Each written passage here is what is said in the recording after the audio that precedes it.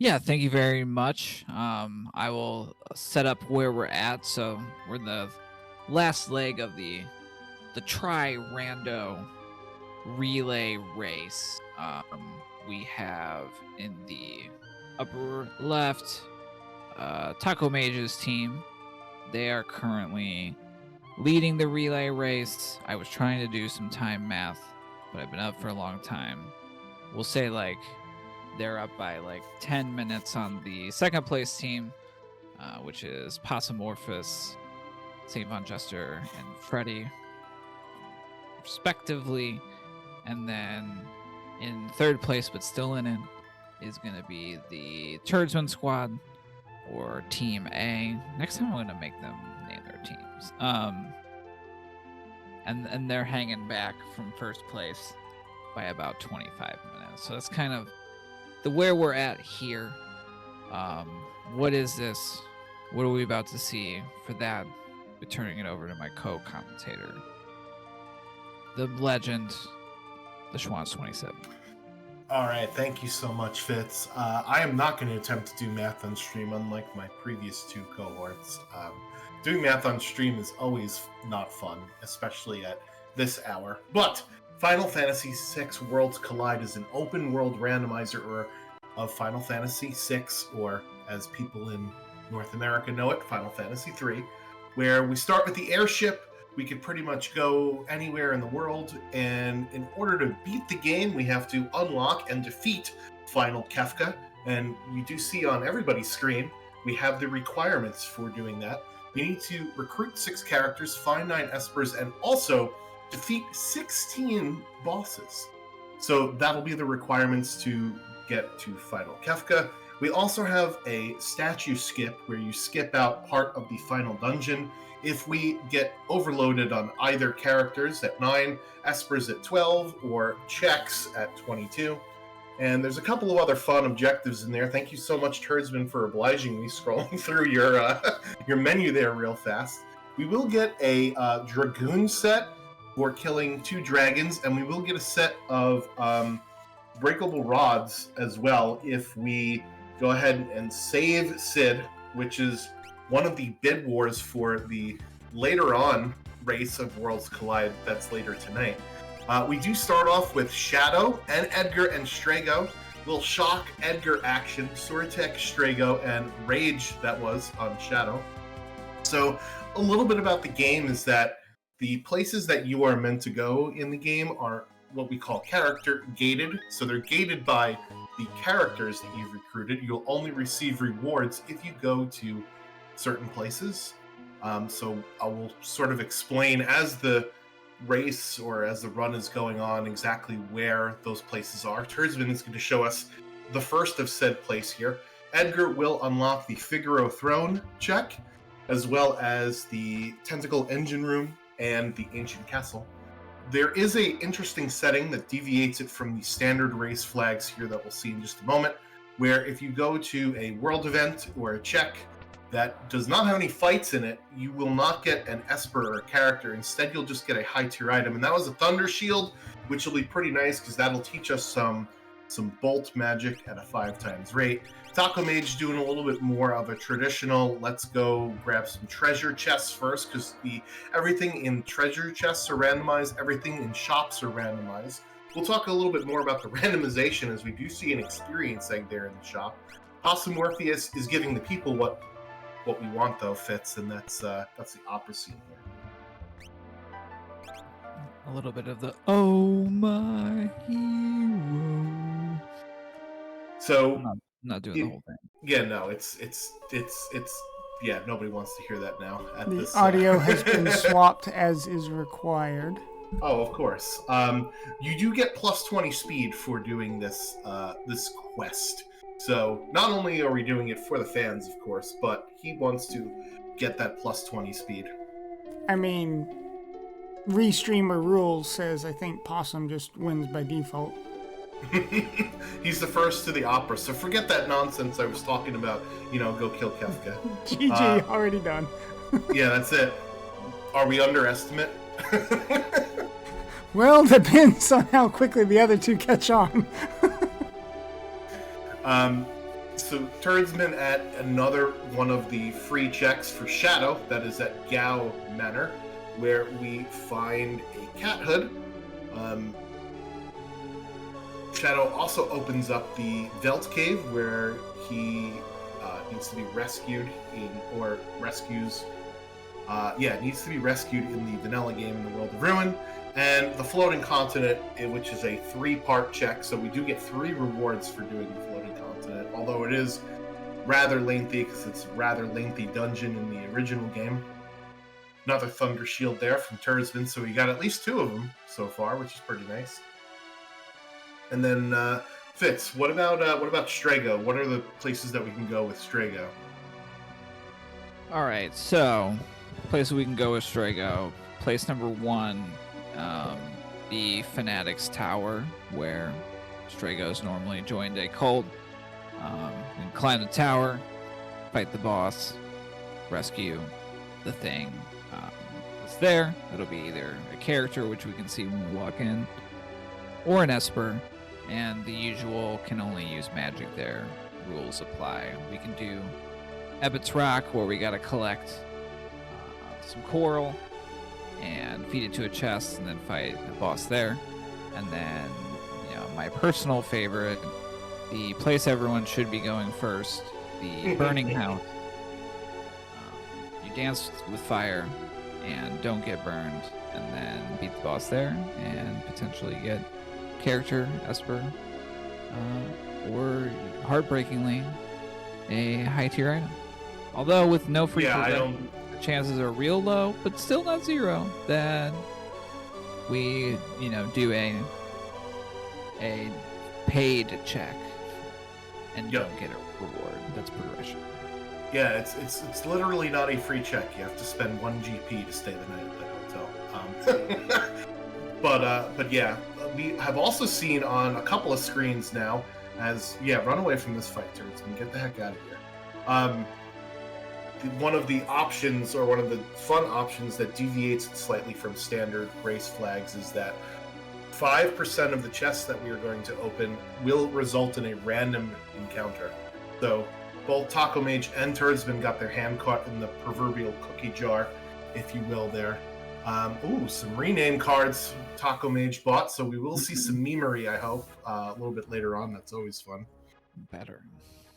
Possum Morpheus there going through his 4.5-minute cutscene for the plus 20 speed objective.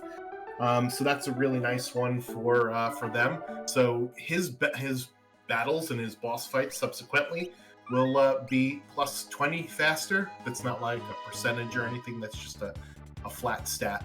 So some of the things that are randomized in Worlds Collide, besides the items and chests and shops, the bosses in this particular set of options are shuffled amongst one another, so we're not going to see any boss repeats.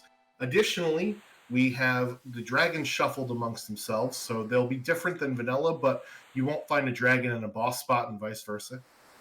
And all of the abilities that our characters have are also randomized. You did see we do have Rage, which is normally a Gao ability on Shadow, a Sword Tech, which is normally on Cyan for Strago, and we even have some of the temporary characters' abilities that can be randomized, like Edgar has Shock from General Leo, which is always fun to see. Yeah, definitely. I wanted to mention, because there's Possum Morpheus is running next in the Mystic Quest Rando race, and they have an incentive that's still got some action on there. Just for every $25, they're going to raise the boss scaling 25%. Right now it's at 225. The max is 300. I think we can get there by the end of this run. And I know for a fact that Possum Morpheus was bragging about how 225 was baby percent. So, I think we can give them what they want. You want a donation link, phone? Hey. Get that 300%. The maximum percent allowed by the law without a license. As far as donations go, I did drop the link in the chat, and if you are interested in some of the other upcoming incentives, Flunky 2, which will be running after the Mystic Quest randomizer, has a completely open character bid war. No one's put any money down on any of that. The one after that is a Castlevania Symphony of the Night. 2 different bid wars for this save file name and the seed name, both of which are empty at the moment. And then we're at $50 out of $80 for the bonus boss rush mode. And then I think that's all the immediate ones coming up. So I am gonna step AFK a few minutes, so maybe I'll come back to making Possum's Night. Sounds good. Yeah, we saw asking about for doing the Sid quest. We get those breakable rods, which are very powerful early. Uh-oh. This might be a white ear possum. Oh, there we go. Gotta love the sound effect. Yeah, so the Save Sid quest, how it sort of works is that Sid has a starting amount of HP. I don't recall exactly how much it is. I believe it's 120, right? Oh, there's Realm at the bottom of Fnatic's Tower, speaking of which. So we might get a trick up that after all. Realm is a character with extremely high magic power stat. And the stats are randomized within a percentage of their vanilla stat. So we definitely may see some runners opt to go up to get that Realm there. Especially I've seen Flame Shields, I've seen Elemental Shields, I've seen Experience Eggs. Kurzman just sold a bunch of stuff to buy the Zen Thief Esper Starlet there from the Shady Guy in the Woods. Magic Power +2 stat. Wow, that is nice to have right away. So yeah, for the Sid quest, he starts out with 120 HP. He loses 1 HP per second, and in order to save Sid, we need to feed him the fast fish until he gets himself all better. I believe 255 is the goal for his HP, and we buffed how much HP the fish will give if they're really fast, or lose if they're really slow. So basically, if you do nothing, if you sit there and do nothing for 2 minutes, Sid will automatically die, which is one of the reasons why that was so difficult as a vanilla quest there anyway. Indeed, yeah. A couple of more we're going to get some more opera. I saw Tursman addition to the Esper, the relic shop there had Offering, Atlas Armlet, Gauntlet. Geez. Pretty much the hit stuff kit is just there for purchase. Yeah, and I believe we did see them pick out a Valiant Knife out of a chest too in the South Figaro basement. So we have a lot of power early on, especially with that shock. So I saw some discussion in the chat about shock. It is a non-elemental magic, basically, ability. And magic is very powerful early on in the game, just due to the way the damage formula works. That shock, however, will sort of taper off more towards the back half of the seed, especially on the final boss fight, because it does get its damage halved if there's more than one enemy on the screen. And the final boss of the game, we'll talk about it when we get there, but there are lots of screens of multiple part bosses. So that is that really does a number on the damage scaling that shock will bring out. However, early on, especially if you accidentally run into a monster in a box in a chest, it is pretty powerful there, Fitz.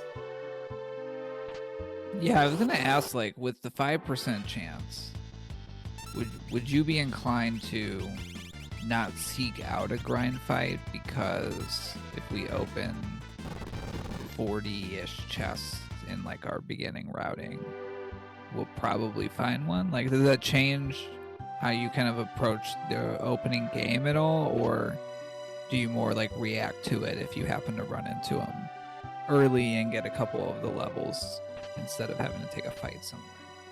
Yeah, I normally speaking, the fighting is not nearly as required, right? Because you are going to run into at least one or two of them. I normally open on the smaller side of chests, so 40 seems about right to me. And out of 40, oh no, I said we weren't going to do math, but here we are. Out of 40 chests with 5%, you're going to get 2 of them, right? So those are going to be grind fights, and depending upon what they are, if they're level magic grind fights, for instance, that don't give any XP, then you're going to have to seek out some random encounters or grind fights elsewhere, right?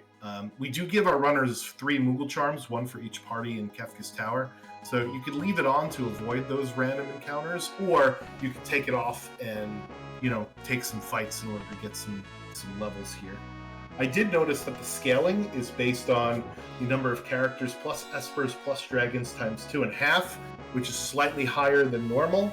So the bosses are going to be a bit beefier, maybe not to 300 level. So let's see our Mystic Quest runners suffer a little bit, but they are going to be a little bit beefy in this run as well. Did you happen to see what the cap was on that? Is it still 40 or? No, it's 50 this time, so slightly higher. And as of now, Turdsman is the only one that has 1 Esper in addition to the 3 characters that we have here. Yeah, and so like when we mention like scaling, because I think this is always is asked anyway in like a lot of JRPG runs, and in Worlds Collide, it's not based on like the spot. It's based on, well, it can be based on a lot of different things, but in this case, it's really the amount of progression that we've gotten, which is the characters, the Espers, the dragons, times that 2.5 that Schwantz mentioned, and then there's like a plus or minus that happens after that. So we don't know exactly what the levels of things are, but we know pretty close what they will be. They're setting, you can do it based on time. That's an interesting one. That one's always wild. There are ones that are more based on your party, so you can have it so it's the mirror, like we're level 30, they're level 30, or based on the highest character's level. So there's a lot of, and it really changes a lot of the approach. I find it very interesting. Like this, we do have like a racing flag set, but you don't have to change many of those flags to have a wildly different experience. I'm gonna jump in real quick here. We did get a $10 quick donation from Zorro, saying best of luck to all the runners. Zorro, if you're still in chat, if you want to give me a quick ping or tag or whatever they call it for Twitch chat for any of the upcoming incentives you want, like a character name or something like that you want to snipe, just let me know. But that's all I have at the moment. Yeah, definitely just a reminder when donating, just write in the comments what incentive you want it to go for. If you're not sure, you can always put it towards like runners or commentator's choice. I think we've already expressed pretty strongly, but we want to see the 300% boss scaling first, and then we'll decide, maybe where we're gonna go from there. I'm seeing some interesting fights, like Taco Mage fight. This is going to be a pretty good experience if they manage to get through it. I'd like to see that. Yeah, so both of our runners on the top half of the screen deciding almost simultaneously to go to Floating Continent here. Floating Continent is a rather lengthy check. However, there are 3 rewards in this dungeon. We do have to fight 3 forced encounters, followed by 2 bosses in order to get our first reward. So it's a good place early on in the game to get some levels. However, it's always very risky, because if you can't beat either of these 2 bosses that are coming up, then you lose all that time. Unlike in the vanilla game, you don't get any of the XP back if you reload a previous save. So it's a bit of a risk reward here, and the first boss is actually not going to be a really fun one here with the Stooges, but it looks like we've got some elemental shields that we can crack here in order to get through this. Yeah, it's an aggressive move. It's always a tough decision because they're very good defensive items, but we're trying to save time, and cracking a shield like that as opposed to letting this fight get really drawn out, I think is a very wise move.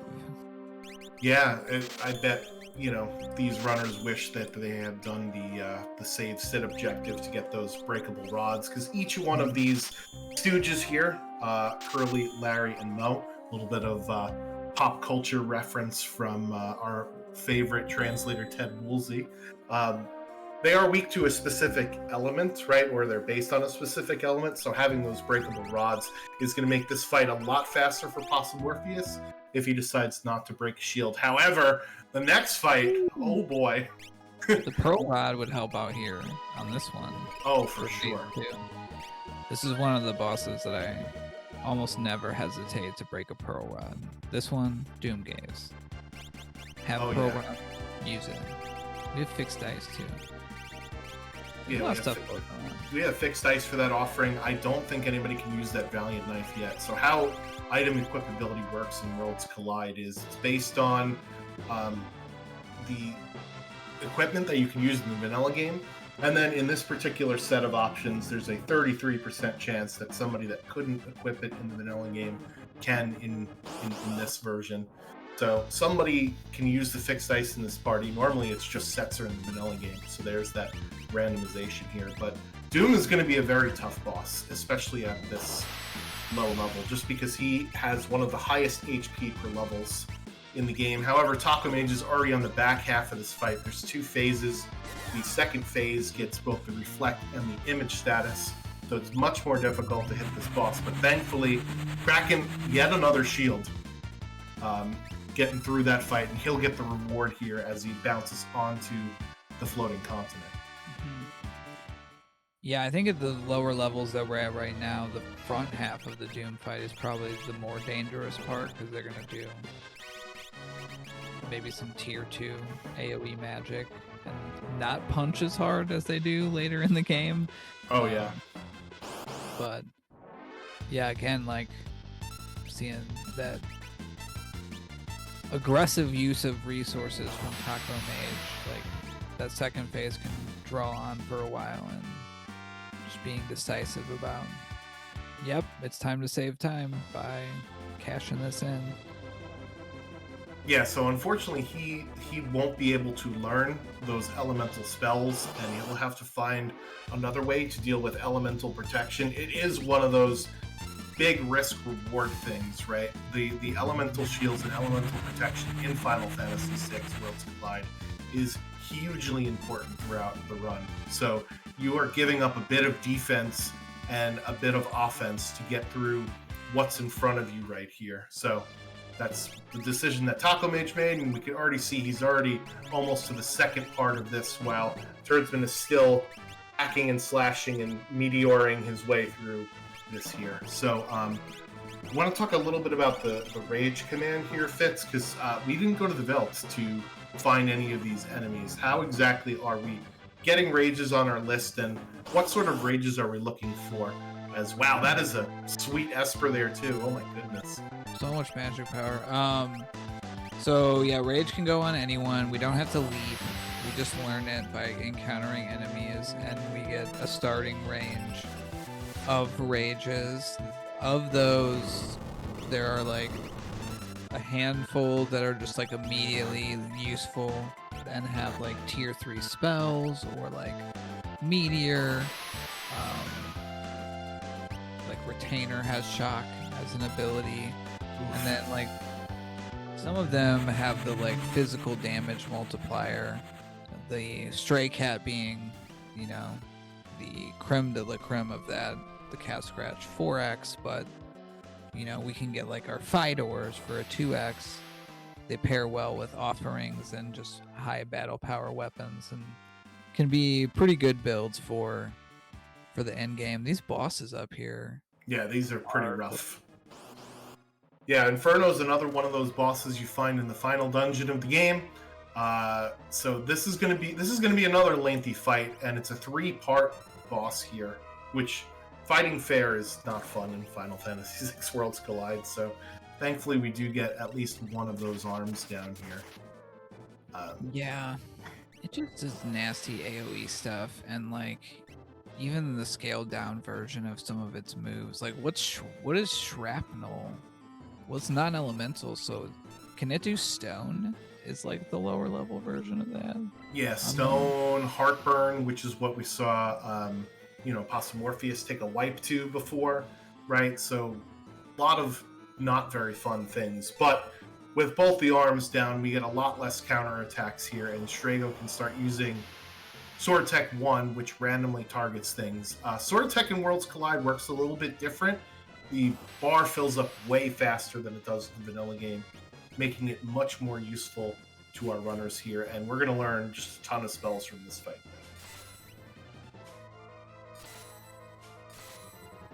And that's another magic power +1 on that Esper. Wow. So we're going to have some pretty beefy stats by the end of this floating continent here. This is the home stretch for Taco Mage. We get 2 random encounters and 1 last boss on the way out, and then we have to figure out where else we want to go. We did mention earlier on where we can go in the world. We have not seen any of Strago's checks, although we did peek Realm at the bottom of Fanatic's Tower, so we know a 4th character is there for sure. And we have not done the Edgar loop to go through the engine room in the ancient castle, and then there's one more place for Shadow. There is one more spot that we can grab a character, and it's not character gated. It is the Kefka at Narsh battle. I don't think we'll go there given the amount of options that we have, but let's just keep that in the back of our mind for whomever rolled this seed, and our runners will be cursing them at at some point there. Yeah, it was not me, it was Taco Mage, but I did say may their progression be blocks behind Magimaster, so we've already seen rude bosses. Why not throw another one on the heap? right. Yeah, I'll be curious because not everyone looked at Fanatic's Tower, and I think there being an Wow. Esper that teaches tier 3 magic. I'd be feeling a lot more confident about being able to like go up there and take most things. Yeah. So if I'm looking for a character as my next move, and I've peaked that, I'm probably going there. For our runners that haven't, that's definitely on the table. We're still in World of Balance, so Burning House. But the fact that they've already done Floating Continent almost rules out, I think, anyone going there now. Like if someone was gonna go, they would have went first, or they're not gonna go at all. So I think we're either looking, we hit up World of Ruin, or yeah, that's I think the most likely situation. We get a character, now we're just gonna head and do Narsh, probably all of it. Yeah, so that's Mog. Mog will open up 2 checks. The first of which being the Lone Wolf, which is considered a free check, so we won't find a character or Esper there. His second check is the newest check that's added to the game. It's the Moogle Defense check, where you go and rescue Terra after she falls down the hole in the vanilla game. So Worlds Collide is in quasi-active development. It's open source, so the community does contribute to the game, and that's one of the things that was most recently added, which is a lot of fun and adds some new and interesting value to the game, and especially to Mog here as well. We didn't mention it, we sort of oohed and awed at it, but the goddess fight here at the end of the Floating Continent is never a fun one. AoE, lightning spells, very high magic defense, can cast a love token spell that allows one of your characters to eat physical attacks for her, and with someone with rage, that's always a risky play. So this is Not a fun boss at the end of the floating continent here either, but the good news for a runner is that we are not going to see Doom or Inferno or Goddess anywhere in Kefka's Tower where we have to split up our party, and I'd argue that that's one of the most difficult parts of the entire game. Yeah, I did also want to point out that Mog can equip the Valiant Knife. There is an experience egg that Taco Mage has found. We know there's an offering out there, but I think only Turdsman knows. For sure. Well, yeah, because Taco Mage did check the monster in a box, and the monster in a boxes are shuffled, or the trap chests in the game are shuffled amongst themselves. So we might see a Katana Soul somewhere other than the ancient castle to drop an offering. So that's sort of what we're looking for in order to do 4 fights instead of 1 fight, and it's very powerful on weapons like the fixed ice that we already have and can equip, and the Valiant Knife, which most runners will just now throw on Mog if they've found it throughout their looting route here. Yeah. Oh, hi Gogo. So if we do get Umaro, we did see Gogo popping out of the cave there. So we know that Gogo will be the reward behind Umaro if we find Umaro. So we already have 6 characters, I think, between Realm at Fanatics and Gogo behind Umaro. So I think we're going to be looking for some espers here. And I think one of the reasons why our runners maybe chose Floating Continent over Burning House is because there are 4 bosses actually in Floating Continent. And remember, we do need 16 of them in order to unlock Final Kefka. So that definitely changes the routing up a little bit. And there's Turdsman with the Genji Glove in the shop. Time to sell all the stuff that we just got for it. Caliber, for sure. We can get there. Get that. Debilitator, get it out of there. Nah. Air Anchor I might have held on to, but that's fine. Yeah, so at this point, it's kind of interesting where it shifts into like, I can build other people, offense at this point, but, we've kind of got it pretty figured out with the VK offering and all the magic power boosting. So it's going to be more about who, can resist those urges of like, well, let me look at one more shot. Let me get a couple more tests, right? Like, especially with like there being this shuffled in monster in the boxes, like, even if we have plentiful warp stones and smoke bombs, that's still, a few seconds per time that we're hitting one of those and having to run away. Or so I'll be curious to see. I see Possum Morpheus also activating Moogle form final. Kupo. Oh man, this is just an onslaught of endgame bosses here. Guardian also has one of the highest HP per levels in the entire game. I think is the highest regular boss other than Vargas, which is kind of odd because you don't think of Vargas as a beefy boss, but in the vanilla game you're supposed to use the pummel blitz, and that translates into, well, he's got a lot of HP if you tried to do it the real way, right? So a lot of chunky bosses here early on, but that also means we're going to get more experience from defeating these more difficult bosses. Yeah, we do need Vault 3, so that's going to help. We snatched a Force Armor, so the kind of the bummer Mog goes down. They're wearing the egg, I'm pretty sure. Yeah. But well, we also got to win.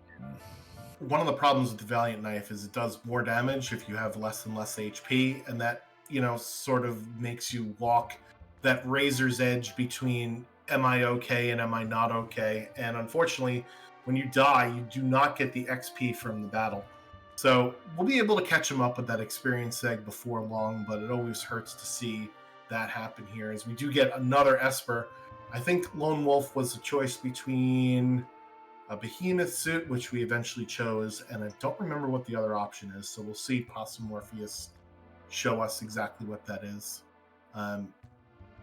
And we do need to have a lot of vanilla game knowledge for our runners, so nice knowing for Taco Mage that you can steal a pretty nice armor with a Force armor there.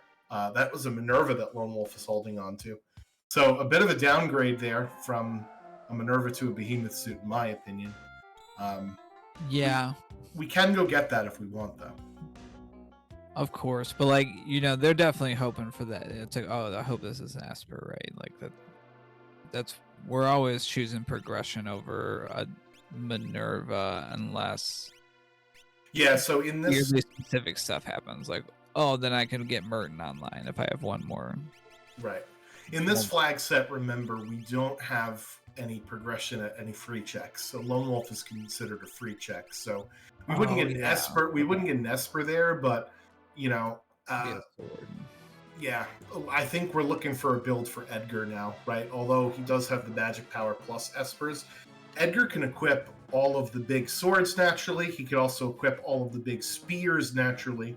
So I think if it were me, I would go after that Dragoon set for 2 dragons for Edgar and have that be his build for the rest of the game. But I think our runners are just hedging their bets there. Nice defensive Esper there for Raiden. Cure 3 and Osmos is always a fun spell to have just in case. Incredible. And they've needed every bit of them with the bosses they've had to fight. Yeah, that's for along sure. The way. So I'm not. Oh I don't boy. think ooh. Yeah, Guardian don't play around. All right, so we are seeing the next bit, which is the Moogle defense here. There was not a character sprite that fell down. It was a Mog sprite, so that means that this is not a character either. So unfortunately, there are no characters behind Mog, and in Worlds Collide, there is a logic to the seed, where every seed you must be able to get all of the characters and all of the Espers in the seed. So there's got to be some more characters through someone else's path here. We already know that Realm is at the bottom of Fanatic's Tower, if we really need to go get her. But there has to be other character options out there in the world that are not behind Mog. So it's kind of interesting to play out the metagame and what is the logic of the seed? Where is it trying to force me to go? What's the path that it wants me to go on here? So when we introduce the Moogle defense fight, this is actually a vanilla fight. Well, sort of vanilla. We do have Marshall, and normally he has Lobos, but we decided that the Lobos were too easy, so we randomized his 2 ads. And this time they were a couple of robots from Kefka's Tower. Lobos. Yeah. Thankfully, they are weak to Bolt, as most robots and electrical beings are. And with Bolt 3, we took care of that no problem. That is the Palador Esper. I'm sorry, not Palador. That was another Esper, rather, for Taco Mage there at the Moogle defense. So let's give a quick rundown. Taco Mage is at 4 characters, 4 Espers, and 6 bosses. We have Possum Morpheus at 4, and will be 4 here after this fight, and 6 bosses. Excuse me, 5 bosses. And then Turdsman's at 4 and 4 and 5 as well. So our runners are pretty close to one another. Everybody's sort of done the same checks thus far. So normally there's a little bit more divergence with Worlds Collide because it's not necessarily a key item hunt. It's more of a how can I get my requirements sort of thing. But having it be this linear so far really shows you, both the skill of the runners and who's making the decisions to get through the fights the fastest.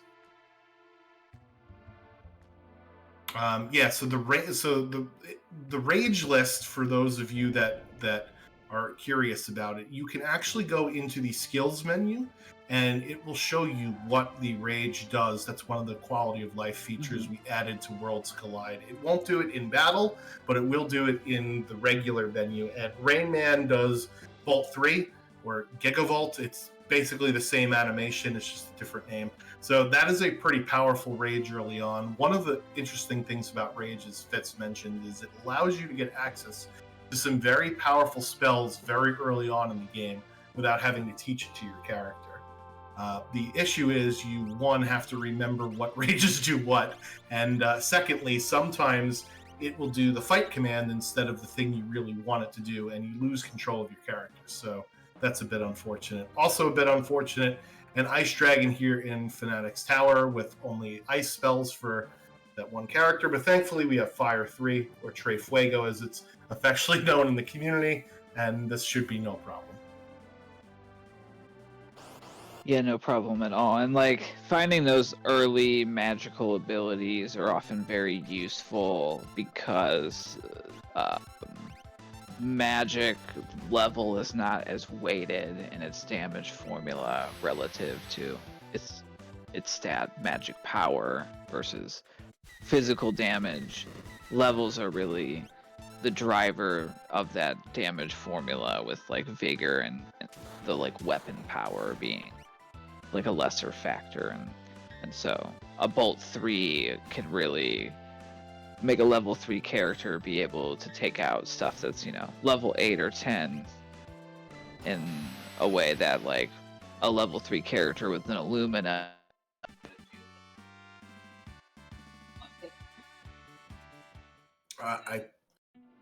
Fitz, I think you must have stepped on a cord on your mic or a plug or something, because all of a sudden there you go.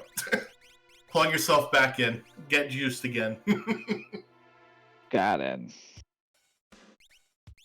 Alright, Atma Weapon is in the treasure chest at the top of Fanatic's Tower. So Fanatic's Tower is an interesting check because there's a potential for actually 3 different checks here. So if we're playing sort of the long game, right? Remember we talked about the statue skip for Kefka's Tower requiring 22 checks. So there's actually 3 different checks in this one spot.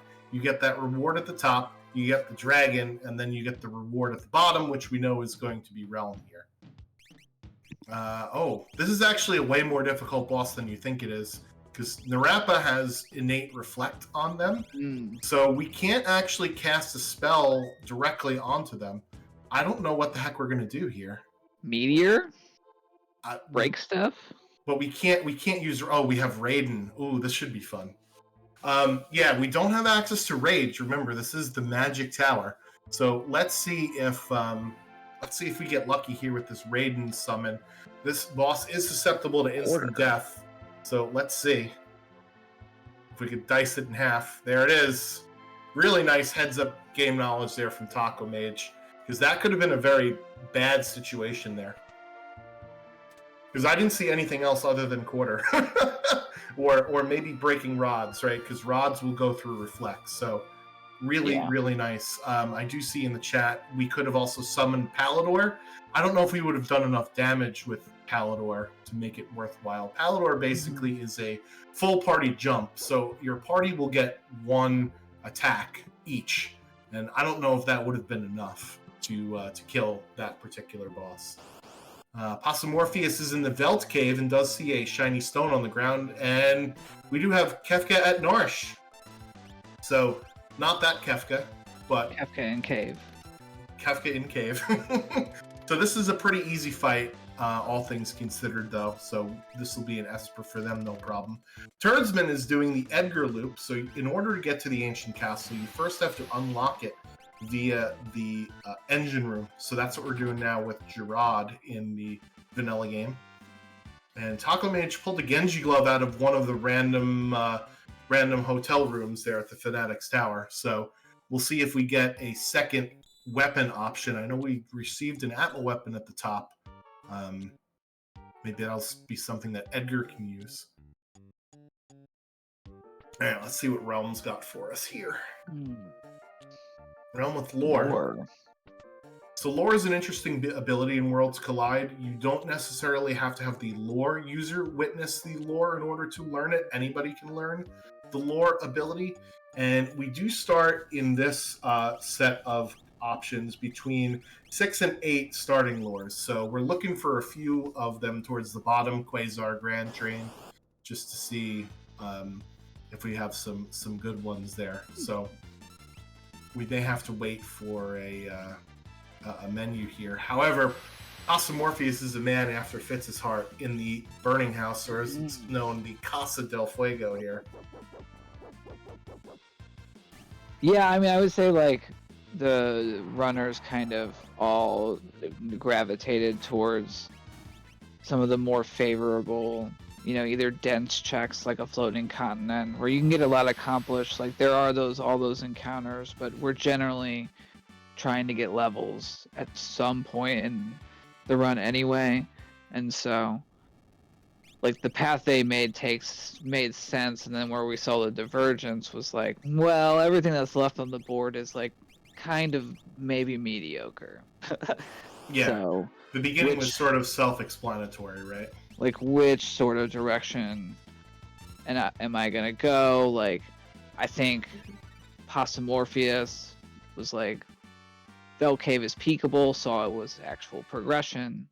Let me take that. Well, now I'm in Thamasa. Let's burn the house. I'm already here. Versus, Taco Mage also went for a peakable. Saw it was a character. Gotta get that. Tursman with a different direction. They pretty much completely split up from there. Yeah. For all completely, I think, justifiable reasons that only in hindsight will look better or like worse. Yeah, so while we were chatting about the divergence, Turdsman did find the Magimaster. So Fitz, your wish was granted there. Yes. Could have been a difficult fight, but we have offering Valiant Knife, which will cut through Magimaster's extremely high physical offense, and we have some rages that do non-elemental magic there, so that's not too bad. We have a is this even randomized moment for Posomorpheus, Flame Eater there in the Burning House, and we'll see what the reward is for them. With the no free progression flag on Fitz, I think people are more likely to go to places like Burning House because it's less likely to have a item instead of a piece of progression. And we do see a character here who's going to rescue us. Oh! So it's actually two characters because we know that Gogo is behind Umaro. So that is Posomorpheus knows where his 6 characters are. It's a great find. And if we really, really want to, we can go check some an additional monster in the box that Yeti grants us access to. We're just going to rip the snow muffler literally off of his back and continue on our merry way. So thank you so much, Umaro, for that good piece of defensive gear. Now wait a minute, Schwann's like, I watch a lot of Worlds Collide content, and it seems like there's like a lot of community members that are like, the Yeti is the best. Why would you put him on the bench? You need to take him to the finish line. So like, what's the logic there? Well, those community members are wrong. No, there are a lot of benefits for Umaro. Umaro has really high stats, both physical offense and defense. The problem with Umaro is that he is an uncontrollable berserk character and doesn't get the 1.5 damage buff that the berserk spell will give you. And in the final boss, we'll go through, the script of the final boss, and you'll see that we have to be very careful about when to attack and when to not attack. And unfortunately, have a character you can't control means that you can't balance that out as well as you'd like it to have. So Umaro could be a really nice character if, say, they could equip a really big, beefy weapon. However, they also come with the caveat of being unable to be controlled in the final fight. And we've got a couple of dragons on screen, one in the ancient castle where there was an Esper, one at the top of Narsh where it's the Dirt Durgan, and Posomorpheus kills off his own Mog just to pick them up here in order to get that extra damage on the Valiant Knife. And we got another vanilla boss fight there for Ultros 3 at Esper Mountain, and that is Setzer. So we've got a wildly different set of characters for all 3 of our runners here, which is great. We did get a Ragnarok drop from the Ancient Castle Dragons, so that is what Edgar will probably do going forward. So that's really nice for Tursman to be rewarded with a weapon for his Edgar in addition to the Espers that he's found. Yeah, most definitely. I was gonna do a quick plug for what I think is an underappreciated relic, the True Knight. For the low price of usually under 1,000 gold, you can get a relic that will help you protect your investment in a Valiant Knife character all the way to the end of the game. And a lot of times we have a fourth character that honestly we shouldn't be spending a lot of time messing around with anyway. So I would say if you have a VK user, I almost always just buy one if I see it because it's so cheap just to have, because many times it has protected, sometimes it means taking the calmness hit and going down, but like if that keeps my Valiant Knife offering user alive for tier 4, best like 500 gold I've ever spent, right? Like, Yeah. We did see Atma, which is another yet another one, DJ Khaled, Kefka Tower boss, at the top of the Tritox spot here. And a True Knight would have helped out with Morpheus there, because his Bog got bopped, and then he already had some other spell queued up to kill Atma, and Mog is left without XP yet again. So that True Knight would have helped out there, because it basically means other characters will take physical attacks for your character at critical HP. So, nice, good plug for that particular relic there. Turd's been making his long walk up Fanatic's Tower. Taco Mage is going to deal with his Magical Master on top of this bed of pasta here. Let's see exactly how Taco Mage is going to decide to do this fight. I'm expecting some Sword Tech 1s, because that ignores physical defense. Some shocks, because that's non-elemental, and then question mark. yeah, we saw some cure magic, so that will help us not. Anything good on the lore list? Exploder strats? We got life 2. We get that rocking. We might hit with the Valiant Knife like once. Yeah, the problem is Magimaster has extremely high physical evade as well. And in Worlds Collide, we did fix a lot of the bugs in the vanilla game, including the evade bug and the sketch glitch and some other stuff. So evade does work. So without that offering on Mog, he will probably swing and miss more often than not. So that's one of the things that Turdsman had access to, was that offering, in order to make that fight a lot easier for them. Yeah. Anchor is doing some work, so as long as he stays alive and can keep shocking it up. Good use of Empower there.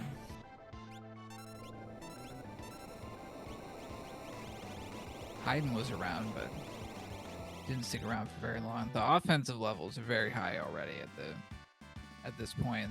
And because a lot of those bad bosses were outside of the tower, I asked about the level 50 scaling. Yep. That's usually where it rears its head and is like, things get bad. But not much out there that can do like the. Have we seen Atma Weapon yet? No, Atma Weapon's not as big of. In the vanilla game, he's kind of a big deal because there's these spells that you have never seen before. But most of the World of Balance bosses in Worlds Collide are not that big of a deal. Honestly, we've seen almost all of the Kefka Tower bosses, save for one, and I don't know, but my stomach is kind of rumbling a little bit. And elemental chickens in Worlds Collide, but one that's in true. Yeah. The legend. We can't. Even I won't speak their name. Yeah, let's see how Turdsman deals with this Narapa at the top, and it looks like he is going to use the Palador strats here, which is really, really cool to see this here. So Possum Morpheus has their 6 characters, so they're at 6 characters, 7 Espers, 10 bosses. Turdsman is at 4 characters, 7 Espers, and 7 bosses, and Taco Mage is 6, 6, and 10. Yeah, we're seeing the auction house. Well, there are no Espers in the auction house here because of the no free progression flag on. And yeah, thank you for that correction as well. I think with the big bosses that we fought and the fact that we went to Floating Continent, and as you mentioned, the 5% monster in a boxes allowed us to get lots of levels early on in the game, and the more levels you get, it kind of snowballs. That's part of the beauty about Worlds Collide, is that everything sort of is supposed to sort of scale up with you, so the fights get, you know, tangentially harder as you go further and further through the seed. But that also means you'll get more XP as you go further and further through the seed as well. We do have Ebbett's Rock for Possum Morpheus here. So Ebbett's Rock, we have to collect 22 and no less pieces of coral to feed to the chest.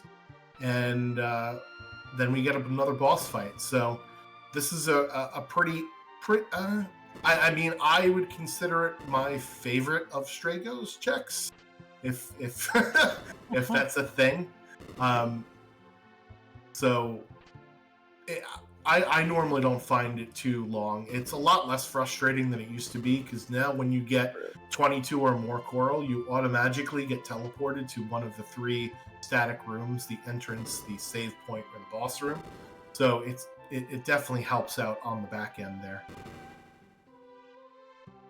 Yeah, that was really the heartbreak, was not getting it, but then going 30, 40 rooms without seeing the chest to feed the coral to. Fearsome, take us to your leader. Yeah, this should not be a problem given the bosses we've seen. And wow, okay, Edgar doing almost max damage there with the shock. That just shows you the power of the Esper bonuses, having them on since the beginning of the game and just leaving them on like that. So maybe we might see Shock doing some big things after all.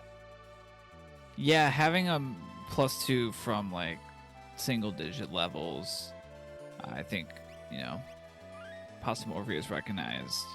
If I just leave this on Edgar, then like they're gonna be good to go. We see Realm, we're like, nah, because they have their characters. Yeah, that's one of the interesting things about some of the... So with Worlds Collide, each of the different checks or world events have different attributes associated with them. What can my reward be? Is there a boss fight in here? How long is it to get to the boss fight, or really the reward? And can I see what the reward might be before going through the entire thing? And Fanatic's Tower is one of those where you can take a look at what's at the bottom before you decide to go all the way up at the top. As you mentioned, Possum Morpheus with 6 characters and now 8 Espers is basically just looking for his last Esper here. He is at 11 bosses, and remember, there are 1, 2, 3, 4, 5 inside of Kefka's Tower that we have to fight. So even if we went to Kefka's Tower now, he would have enough bosses in order to unlock the final boss of the game. So he's going to get his go mode here in the engine room. However, Fitz, it is going to be another Magimaster fight. Yes. My pre-race wishes came true. Yep. Usually when you have or when you have a boss that's in one of the 3 starting characters' checks, you usually tend to see them more often than not. I think we've seen most of the checks in this game, given the character sets we have. The only thing we've missed, and we didn't really talk about this because we sort of knew what our characters were going to be. With Realm, she opens up the Esper Mountain check and the Owser's Mansion check in the World of Ruin, where you recruit her. Gogo will open up the Zone Eater Cave check. That's Gogo's only check. And then Umaro opens up his only check, which is at the back of the cave where we found Gogo. So, I think that's all. Oh no, we saw Setzer somewhere, right? Where the heck was Setzer? Where in the heck was Setzer? Oh, at Esper Mountain, that's right. So Setzer, Setzer will open up this check here that Taco Mage just ran into, which is the Search the Sky spot, the Doomgaze spot. You can run into it accidentally, if you fly into the 1 pixel on the overworld map, the World of Ruin, but you could also just take the option from the airship. That option will be unlocked once you get Setzer. He also has the Colon Jinin, where you recruit him in the vanilla game, and then Daryl's Tomb, where you do that particular side quest. So those are the spots we have available to us in the game, as Passamorpheus there gets his character and Esper Go mode, and he's got 12 bosses now, so I mentioned he's going to get at least 5 in the tower. So he's going to be either heading straight there or stocking up and heading over there. So hopefully Passamorpheus will be able to cut into that relay race time. I believe you said Taco Mage's squad is the one that's in the lead right now? Yeah, I did just finish the Abacus edition, and so currently in the lead right now, Team B, which is Taco Mage's team, with a total time of 3 hours, 57 minutes, and 32 seconds. Coming up in second place is Passamorpheus' squad, Team C. They're sitting at 4 hours, 6 minutes, and 16 seconds. So just under 10 minutes behind the first place squad, and then Tersman's squad is right now in third place with 4 hours, 14 minutes, and 34 seconds. So a couple minutes. This is where my math is not working. Yeah. Paper you need is this is where you need to go to the website and do so they're just so Tersman's just under 20 minutes off of the leader right now. So yeah, I think Possum is definitely coming in with an appropriate amount of heat here, where it's definitely possible that they could take their squad to the win, which hold that thought, Fix, because Taco Mage also just bought their 9th Esper. So they also have 6 characters, 9 Espers, and they have 11 bosses. So they'll be at 16 after they do all of Kefka's Tower. And then Turdsman here is at 6 characters, 8 Espers, and 10 bosses. So this will be his 11th boss and his 9th Esper. So we are going to see a very close race here. It's going to be neck and neck throughout Kefka's Tower. So the relay race might be minutes and minutes off, but this one, folks, is just about to get heated up here. This one's getting juicy, and then, anything can happen on Kefka as well. Although with the higher scaling, that tends to mean a little bit less of a dangerous Kefka fight, because we're getting more levels, and they're always the same unless we change the flag to scale them. So yeah, we will see. I guess I haven't been very tired. I haven't been lasered in on, do we have Mute? I know we have Raiden. Yeah, we don't. Yeah, I haven't seen Mute anywhere. We do have. We're looking for it. We have both Odin and Raiden, which is nice because those are instant death summons. And since we know the final fight is always the same, we're looking for a couple of things in order to help us out with that fight. One of which being instant death. That'll take care of one of the pieces of part 1 and one of the pieces of part 2. And then we're also looking for Mute, which will take care of another piece of part 2.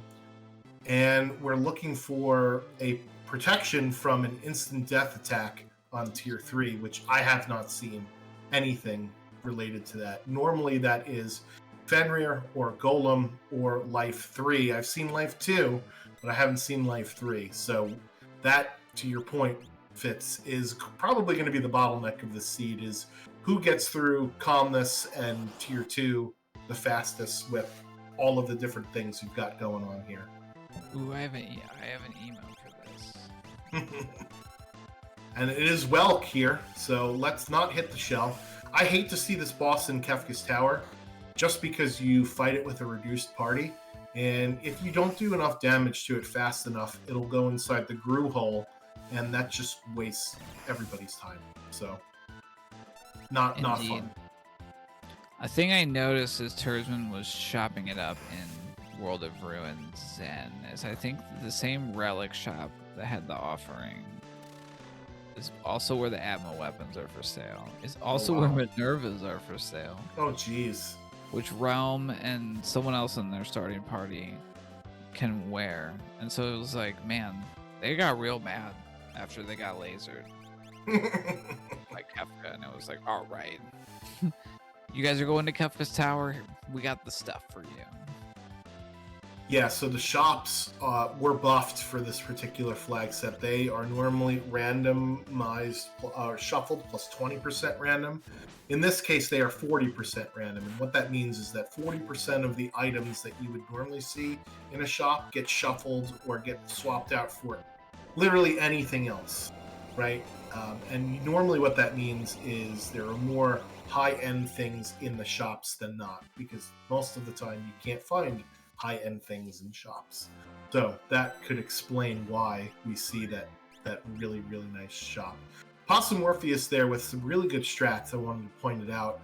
He, while Welk was in the Gruul holes, damaged down his Valiant Knife user so that the Valiant Knife user will do more damage going forward through the rest of these fights here. So that's really nice heads-up play from Possum Morpheus, as he's going to grab another dragon as well, just for some extra levels.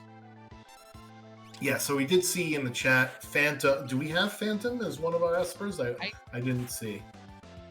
I don't know. I feel like Turdsman has an extra esper. Oh boy. I didn't even think about this fool. Okay. Yeah, so this is one of the bosses we don't want to see inside of Kefka's Tower, because we are fighting them with a reduced party, and unfortunately Doomgaze, in spite of the fact that he's just bones, has a chunk of HP. Because essentially, you're fighting, you know how in the vanilla game he runs away a bunch of times? Well, in Worlds Collide, you're fighting all of the times in the one time, if that makes any sense. But yeah, I back to the Phantom question. So Phantom is a bit of you have to count the damage in the third tier to use it, because the problem with Phantom is it will allow all physical attacks to miss, but all magical attacks will always hit. And if you don't time it correctly, and the boss throws out a magical attack, not only will it hit your entire party, but it will also remove the vanish status that Phantom puts up. So it's a very risky form of combos protection. All right, Turnsman is through Doomgaze. Yeah, I find that where I'm having a slower tier 3 fight, it's actually easier to use Phantom, because I find it harder to damage count when like everyone's hasted too. I am doing 4 hits a turn. You know, it's like sometimes when we have crazy offense, it gets a lot harder to damage count because it's just flying out like so fast. Are we taking another dragon? Yeah, so Possum Morpheus showing off.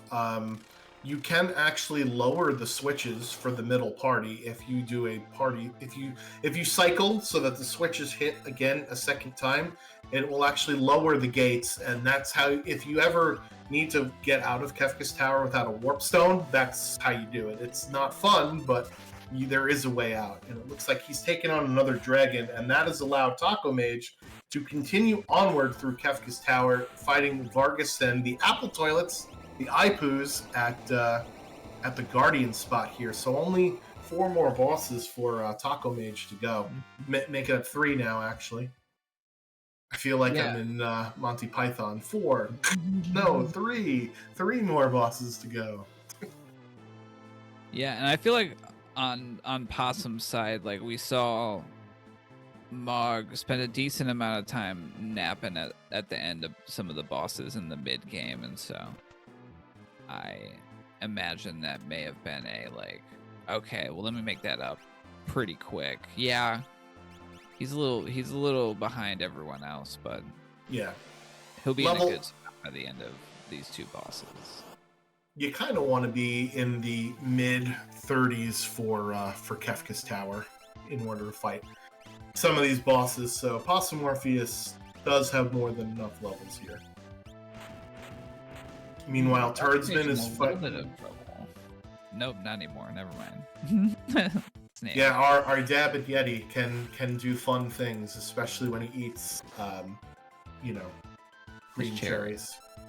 His unripe cherries. They make him so powerful. Alright, so Turdsman's not going to get the memo from Vixen Wedge here, accidentally hitting that shell. Yeah, the Welk fight is obnoxious in KT, because he also can cast Slow on your party. And Strago is already glacial enough, if you will. Putting Slow on him is just like... Man, there's only two things that are slower than Strago, and it's evolution and erosion. Yeah. Thank you. Oh, and Taco Mage bounces off the switches, so that's what happens if you ever try and go to Kefka's tower and fight the boss and you haven't unlocked Kefka yet. You get bounced off the switch and you get the Kefka laugh, which is always really fun. But he has to fight 2 more bosses to get to 16, so he will eventually unlock Final Kefka. It's just not now. The problem is we're so used to having Kefka unlocked before going in the tower and fighting all the bosses that it's kind of a force of habit to do that. Indeed. So here's the thing: as I'm looking at this Mystic Quest incentive, and we're not quite at the max. We're close. It is about $75 short, I believe. But like again, like it is for the children.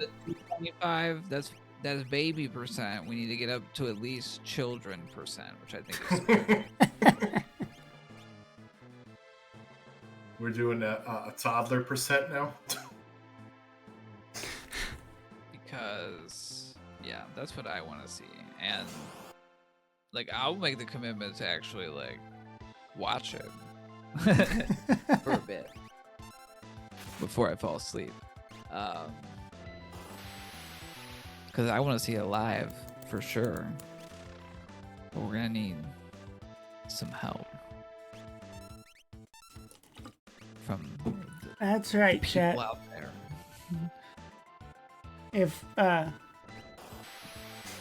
are we really going to stand aside and let Possum not only win this race, but then get to talk about baby scaling and next race as well? That's just not good. Not good. Yeah, we got to keep his ego in check. So we got to get off of baby percent, toddler percent, whatever it is, to give him some flack here. Because if the bosses aren't 3 times as hard as they normally are, then I thought we're trying to put on a show. We want to see those high highs, those low lows. Yeah, and we don't have to run that seed, so let's watch the runners suffer. That's really what we're all about, right? With Twitch. Now I say all this. Boy. I don't know the other runners, so my apologies in advance if we've cooked up something absolutely terrible. This is not a targeted attack whatsoever. Yeah, for sure. I mean, we appreciate your service in what we're attempting to make happen. Oh, there's Air Force in the tower too? Man, the only boss we haven't seen, unfortunately, is our spicy chicken, which we're not going to see, and the frozen chicken Tritalk. But we did see basically all the other bad bosses in the seed, and Taco Mage has slain them all and is now going up to his final Kefka fight. So let's chat a little bit about this. We get to pick our party members here. In the vanilla game, basically you have your lineup and you pick out your first 4 characters there. And in the vanilla game, if somebody dies between the different tiers, there's 4 in total, they get swapped out and someone off the bench comes in. Now, normally that's not a huge deal because you've been fighting with different party members for basically the entire game. But in Worlds Collide, that's a bit different because we have party members that we haven't used basically at all. So we don't want to see any of our party members die at any time. Indeed. So So yeah, the first tier here, it's definitely, in my mind, it's the hit tier. It hits very hard. The open hand, we can cast break or other instant death to take out quickly, and we don't want to kill the head and the closed fist at the same time because there'll be a quake counter. Usually, that's gonna probably drop somebody, and then, as the Schwantz mentioned, they're out for the rest of the fight. Yeah, we don't want to see that. There is an order of operations of this fight, which is, one of the other reasons why we try not to have Umaro come into the final party unless we know what we're doing. That is the armor check of Final Kefka, all physical attacks. And we made it through. Mog got punched in the face a little bit there, but that's not necessarily a bad thing because he's got that Valiant Knife, which will do more damage with the lower HP he's got. We are heading on up to tier number 2 here, where there are 4 different parts of this, and I think this fits is where the fight is going to slow down a lot. Because we do not have mute for magic. Magic is one of the parts of the boss that can be muted. Tools, which does sort of like the Magitech type attacks, can be instant death, so that's why we see our instant death Esper summon coming out. Tiger does various nasty attacks, including freezing your party, zombieing one of your characters, and other such disgustingness. And then that blue guy there is hit. He will death counter with 10 hits, so he's not really that big of a deal until he dies, and then he will do 10 physical attacks in a row without you having the ability to heal any of your characters in between. So it can get rather nasty if you kill him at, let's say, the same time you kill one of the other parts of the boss and they do a different death counter. Meanwhile, Turdsman fighting through his statues here, and Possum Morpheus is up next against the Kefka fight here. He does have the Valiant Knife offering, though, so there is time for him to catch up on Taco Mage, especially, as I mentioned, this second tier with magic not being muted is going to take a lot longer because his animations just take forever to do. Yeah, indeed. Is there enough time for Possum Morpheus to overtake for the individual leg win, as well as the Rando relay championship. All right, so that is going to be the death of tier 1 there for Possum Morpheus. Tier 2, I believe our instant death Esper did connect with tools. However, we're still dealing with the other 3 parts of this boss. Make that 2, because Tiger is also dead. Tiger weak to ice, but I don't think we have any ice spells. So we're just going to smack it in the face a few times there. Mm-hmm. And unfortunately for Taco's party is that he does not have mute for magic, so magic gonna cast reflect, and here comes hit from 10 hits. So he was forced to use, the fixed dice from Strago and some of the other physical-based attacks to get through that. So this fight took a little bit longer than he would have wanted to, and we'll see how Possum Morpheus deals with this second tier. And it looks like we're doing a offering capture. So how capture works is it does the fight command, and if the fight command hits, it goes for the steal. And you could steal an elixir from every single part of tier 1 and tier 2. So we captured 2 elixirs there for our troubles. So really nicely done. Good heads up play by Possum Morpheus. And this is where things start to get bad. But thankfully we got the block there on that muddle, because that could have been disastrous had Edgar decided to shock his whole entire team.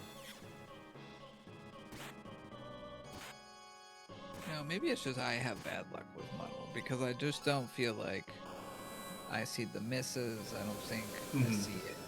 What would happen to me here is I would have shocked my own party, or would have hit Log, and then he would have sliced apart my own party. So many times when the muddle comes out, I just want to hide. And then I guess I see it, and it's like, well, there's hope. Maybe it doesn't always have to be that way. I mean, Yes.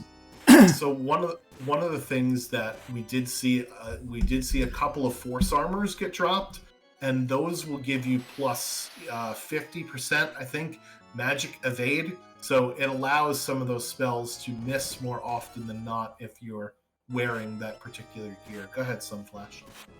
no, I was just gonna make the crack about the misses only the favorable misses only happen when it's someone else. Yeah, it's like one of those 95% XCOM things. Of course it's going to miss. 12.5% is a lie. Off you go. So Taco Mage is up to tier number 3, and this is going to be where we unfortunately may lose a character or two, because the girl there in the back has 9,999 HP, will absorb all of the elements, so we have to use some physical attacks. Looks like we're doing Sword Tech 6, which is non-elemental damage there. That other guy, Sleep, he will death counter with at least 1 and maybe 2 instant death physical specials. So we'll see if Taco Mage just does hopes and prayers for his calmness protection, or if he does something else here. So we'll keep an eye on that. But as that boss gets less and less HP, he does some really nasty counter attacks. So this is where we want to count damage and make sure we don't do too much to them, because otherwise we'll be in nasty death counter range. I don't know, Possum Morpheus is coming in pretty hot on this tier. He definitely gained some time on tier 2. Yeah, but unfortunately he's already down 1 character, as we do see the corpse of Go-Go. that was the offense. And oh boy, here comes the second Meteo, and this should do it for Taco Mage. Now it's up to calmness. There goes Strago, which is probably the best option for him. I think Strago is doing the least amount of damage out of all 3 of these characters. So sometimes it's better to be lucky than to be good, and that's where we're heading on to tier 4 here. With 3 characters, Final Kefka is definitely doable. With 2 characters, that's when it starts to get sketchy. So we'll see how Possum Morpheus pulls this one out here. Yeah, I think this will push. Maybe.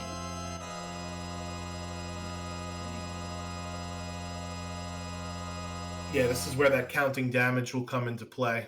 I think. He was looking for quick, maybe. So quick allows you to take 2 attacks in 1 turn, because that definitely would have pushed them over the edge. Here comes Train, so that's one of the counters that we get when this boss is under 10,000 HP. Speaking of counters, let's talk about the Kefka portion of this fight. We'll cast this here, Fallen 1, on his first turn, bring your party to 1 HP. It's like a flashback of Zeal from the last race here. And down goes Go-Go. Oh, and down goes Mog too. That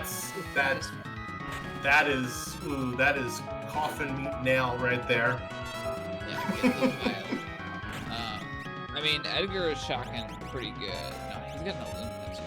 Like, it's still doable, but this is gonna be a lot It's rougher. scrappier of a tier 4. You Yeah, have to throw everything in the trick bag out. Yeah, so Taco Mage now has the Goner phase for Kefka, so this is where he doesn't counterattack. So that's where we're throwing everything plus the kitchen sink at Kefka, and time is on the Crack Pow Flash. So get your GGs in chat. 1:20:38 is your official time for Taco Mage, and I believe that means that his team, the A team, if you will, Winner. any 80s fans out there, will win this relay. So congratulations to the A team. Yeah, let me definitely extend the congratulations to Fiery Blizzard, Phone, and Taco Mage for taking Wow, that is quite a Right. lineup. Rando Cup. Yeah, like definitely several of the participants today are very good at several different randomizers, which is why it's always fun to see who signs up for which games. That's for sure. 'Cause it's like not necessarily everyone signs up for their best. I think a lot of times people sign up for their like favorites, so the ones that they have the most fun with. Yeti, Yeti. Yeah, Yeti here is unfortunately going to go down to this Goner. So the other part of the Kefka fight is when he's not in Garner charging phase, he will counterattack with things like Hyperdrive and Havoc Wing, which will definitely kill at least one of your party. And then if he's under 10,000 HP, he may counter with Ultima. So this is getting a bit spooky for Possum Morpheus, but the Crack Pow, the GG for Possum Morpheus as well. 122-13, keeping it close between our two left-hand side runners. And here comes Medio for Turdsman, not very far behind either.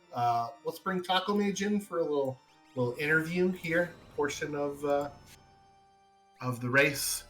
That's not something that I can do, so I don't know if we could drag him in here, or both of them in here. And Turdsman looks like, yeah, this should push to Calmness, and let's see if he gets lucky. Nice block from Shadow, and there goes the old man. So Strago was not on any of the final boss fights here, so F's for Strago in the chat. Had a rough day. He just, yeah. Murder, She Wrote was on, and he was like, you know what, guys? I'm a head out. Even though his checks had, like, all the characters that we needed.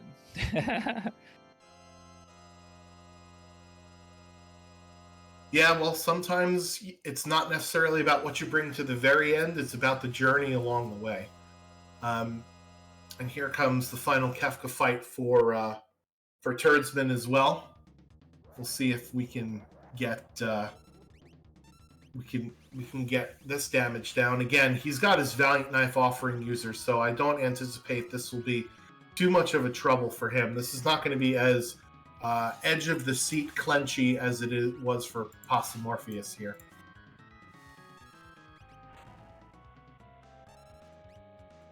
Yeah, here comes the hyperdrive. So we've already done enough damage to bring him in that counterattack phase. Thankfully, though, this Phoenix Down will actually just power up Mog and make him even stronger than before. But we just have to be careful, because if we do too much damage, our HP totals are not enough for an ultimate counter here. And there goes Realm, smacked in the face. Again. All gas, no brakes with Turdsman. I feel pretty good about this. Yeah, that's 20k on just that one turn. Kefka only has 60 total, so that's going to be GG for Turdsman, 1:24:40. So that is a difference of 4 minutes and 2 seconds between our three runners. Wow, what a tight race here. Incredible. GG's. That was some pretty easy timer math. Now you've done it. Now they'll be expecting timer math from all of us. Oh no. Yeah, I'm not gonna do the final timer because the positions that the teams had coming into Worlds Collide were maintained. There was not much, Right. of a difference in our first and second leg through happenstance and circumstance, but I know I certainly had a good time watching it all and commentating throughout this. What is it, morning now? Yeah, on the East Coast, we are now officially in let's go to the deli and get our bacon, egg, and cheese sandwiches sort of time here. But yeah, that was a really, really tight race. We did see, a little bit of the same stuff early on in the run, but our runners quickly after, I think, the Floating Continent and Mog Loop, which is sort of the straightforward, easy plays to make, right? Those were the things that were definitely the most appealing to our runners. We did see them go scramble off in a bunch of different places, and we saw multiple paths through the seed, right? Taco Mage ended up, not going up Fanatic's Tower and instead getting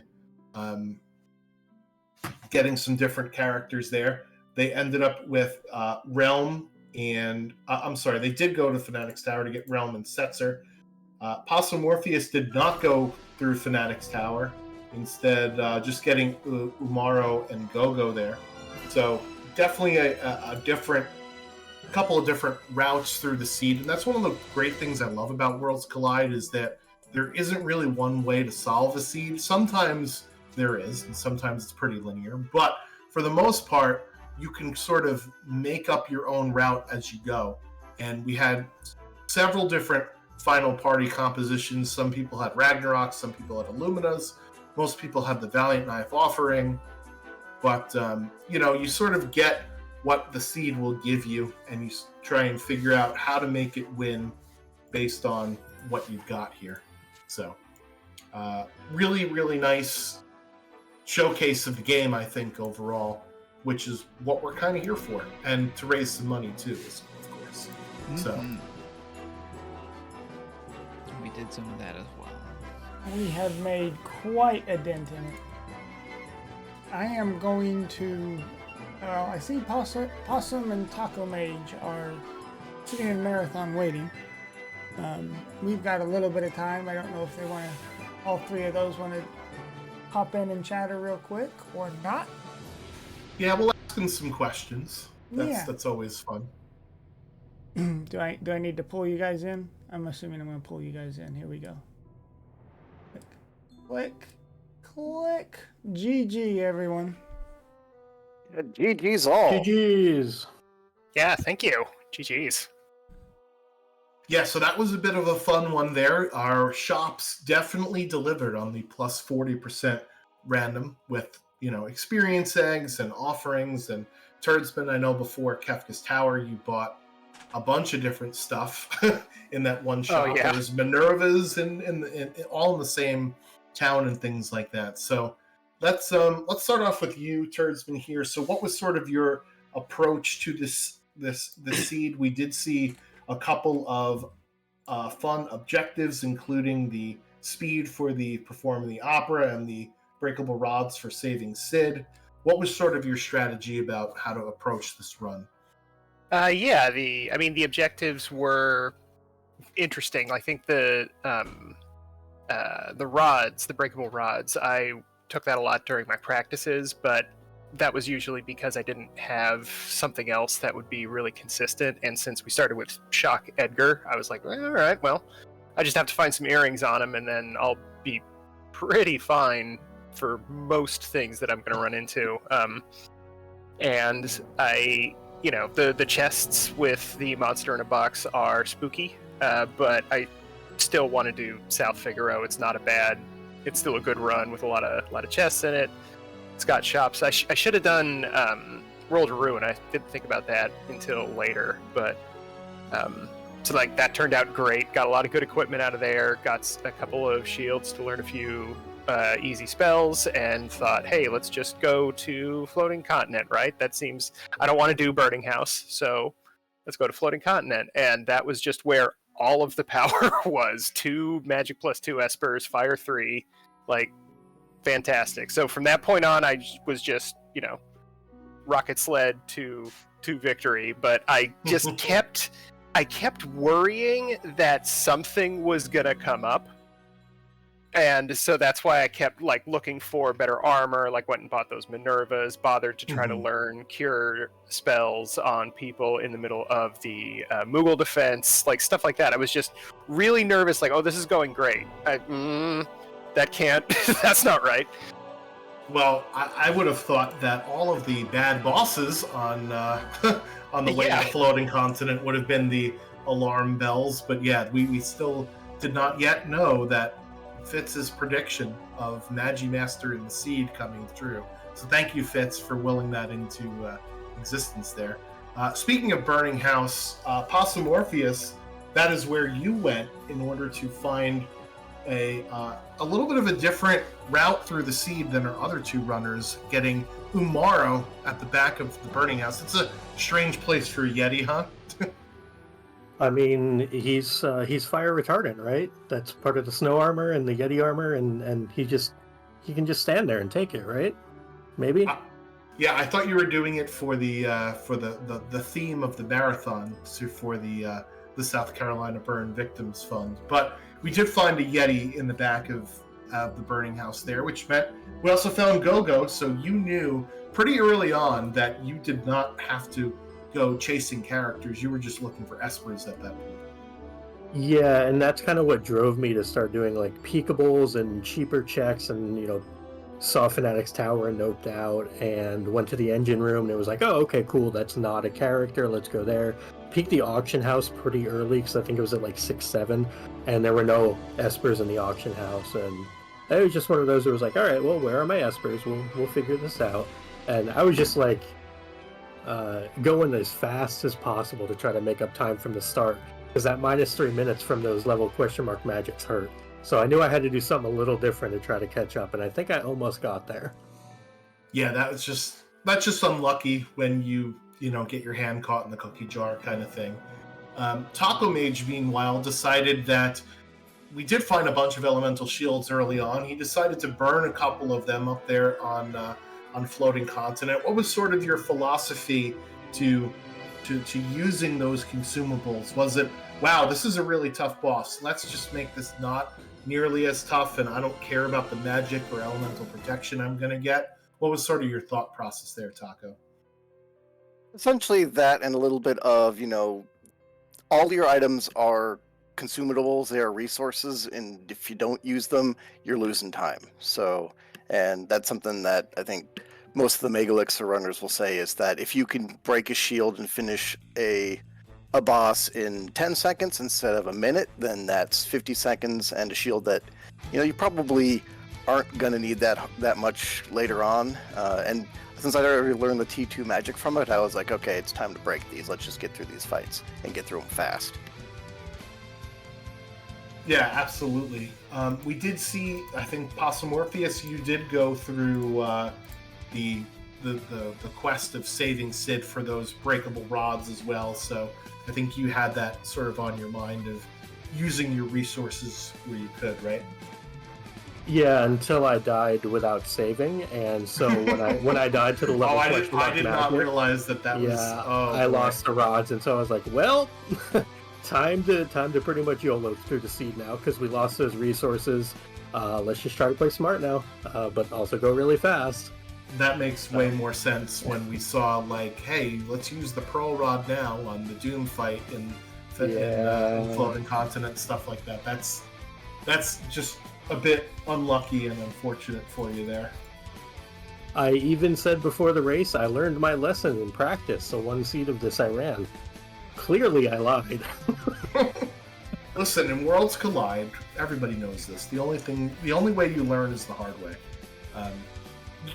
Somebody can tell you something, but until you experience it, you don't actually learn it.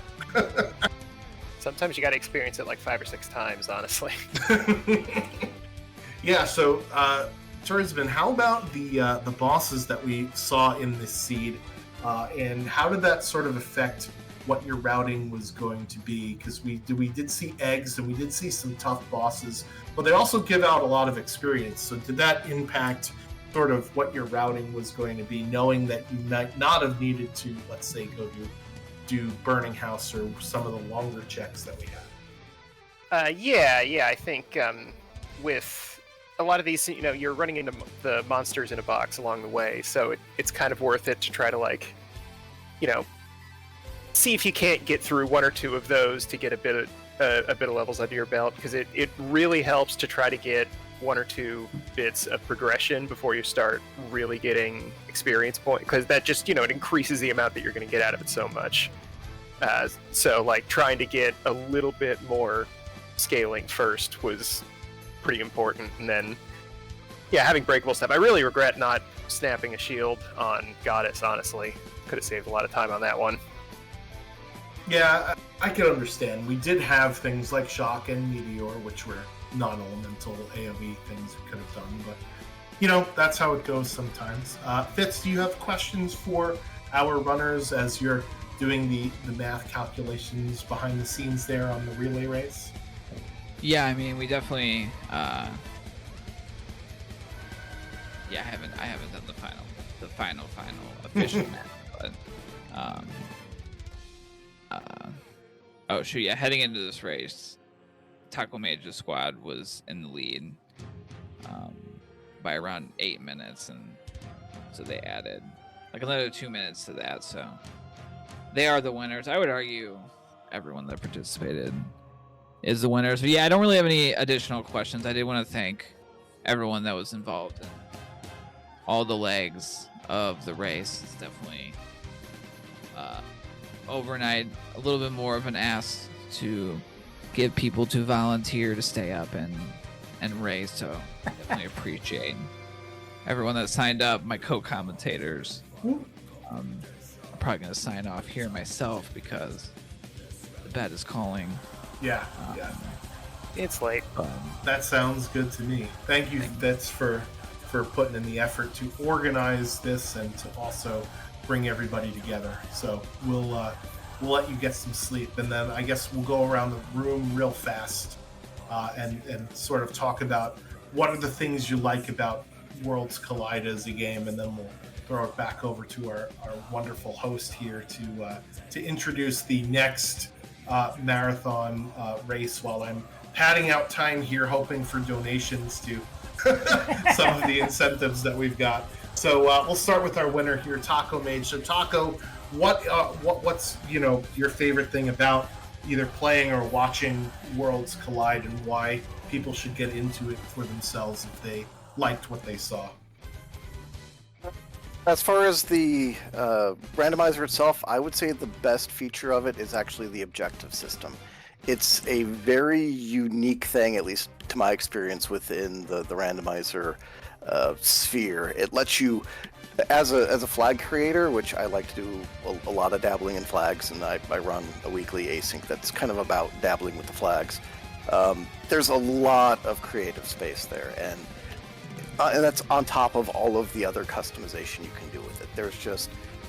There's so many cool things you can do with the setup of it that there's just, especially if you're playing with the flags all the time, no two runs are even close to the same, and then you can see, if you're watching it, I mean, you're seeing something new every time, especially when we have things like Chaos, where you basically just roll the dice and whatever flags roll, they roll, and it's just kind of exciting to me. All right. Well, thank you, Taco, so much for volunteering, and we'll see you on the next one. Turdsman, how about you? What are some of the things you really like about Worlds Collide? Game, community, whatever. Insert your answer here. Well, with the game, I mean, I'm a big fan of Final Fantasy VI, obviously, but specifically how it works. All of the stuff that's going on in the background that makes it tick, and just the fact that it's so many different Final Fantasy ideas just crammed into one thing. It's really nice to get a bite-sized version of that over and over again. It's just conceptually, Worlds Collide is just so much fun, and the community is great because there's always something going on. There's Ultros League going on right now. There's a bunch of little side tournaments, and there's probably going to be something weird that somebody's going to come up with after the current season is done. So there's just, it's nice that there's always just something to get involved in. Awesome. And then Possum Morpheus will be running in our next featured game, Final Fantasy Mystic Quest Randomizer. But before we get into all of that, tell us a little bit about your experience with the Worlds Collide Randomizer. Came over to the Worlds Collide Rando from running Final Fantasy IV for Enterprise, and much like the community over there, the big thing about Worlds Collide for me is if the people weren't good, I wouldn't be here. The randomizer, you can do whatever you want with it. You can make it your own. You can play it the way you want to play it, but the people are the shining light through sometimes the darkness of bad RNG. So it's wonderful to have everybody around, from admin level to new players. Everyone just has a wonderful attitude towards it, pretty open to ideas and concepts, and very much so hey, if it hasn't been built yet, build it yourself, make it your own, have fun with it. So I think for me, the community is the absolute pinnacle piece of it, as to why I hang around Worlds Collide. Awesome. Well, thank you guys again for volunteering to race in the overnight block. Can't have a show without the runners to have us to point and laugh at your expense when you're fighting statue bosses in the first 20 minutes of the seed, running into Magi Master. All three of you found Magi Master, so kudos to all of you to getting through that fight. So thank you so much as well to the Final Fantasy randomizer community for allowing us to showcase our game. So really appreciate that. And with that, I think we'll throw it back over to you, Sunflash. Well, it is always a pleasure having everyone running, and we are quite pleased with all of it.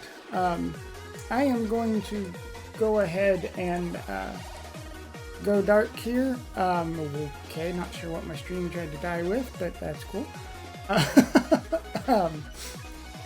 And it didn't die a death of 1,000 fish like Sid, so that's we can at least be hopeful in that. I do see that I'm not going to have it on the tracker. I'm going to make Jay do this later.